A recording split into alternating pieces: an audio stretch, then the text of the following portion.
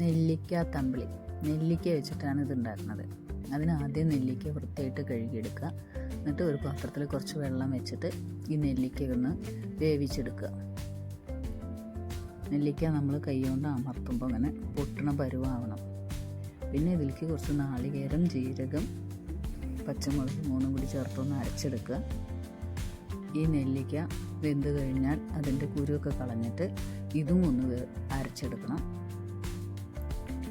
പിന്നെ നാളികേരവും ഈ നെല്ലിക്കയും കൂടി അരച്ചത് തമ്മിൽ മിക്സ് ചെയ്ത് വയ്ക്കുക. പിന്നെ ആവശ്യത്തിന് ഉപ്പ് ഞാൻ അരയ്ക്കുമ്പോൾ തന്നെ ചേർത്തിട്ടുണ്ടായിരുന്നു. പോരെങ്കിൽ പിന്നെ നമുക്ക് ടേസ്റ്റ് ചെയ്ത് നോക്കിയിട്ട് ചേർക്കാം. ഇതിൻ്റെ കൂട്ടത്തിൽ നമുക്ക് കുറച്ച് മോരും ചേർക്കണം. ഇത്രയുള്ള ഇൻഗ്രീഡിയൻസ് വളരെ കുറവാണ്. എല്ലാവർക്കും ഉണ്ടാക്കാൻ പറ്റും. ബാച്ചിലേഴ്സിനും എല്ലാം ഉണ്ടാക്കാൻ പറ്റുന്നതാണ്.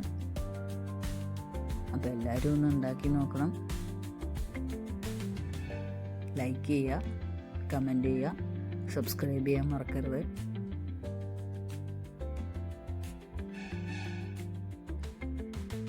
ഇതെല്ലാം കൂടി മിക്സ് ചെയ്ത ശേഷം നമുക്ക് ഉപ്പ് പോരെങ്കിൽ അപ്പോൾ ചേർത്ത് കൊടുക്കാം. പിന്നെ മോരും പുളിയുടെ ആവശ്യത്തിന് മോര് പാകത്തിന് ചേർത്ത് കൊടുക്കുക. അപ്പോൾ അത്രയേ ഉള്ളൂ. സിമ്പിളാണ്. ദോശ, ചോറ് എല്ലാത്തിൻ്റെയും കൂടെ കഴിക്കാൻ പറ്റുന്നതാണ്. കടുക് വറുത്തിടുക അങ്ങനത്തെ പരിപാടികളും ഇല്ല. നെല്ലിക്ക കൊണ്ട് ഷുഗറുള്ളവർക്കും ആവും.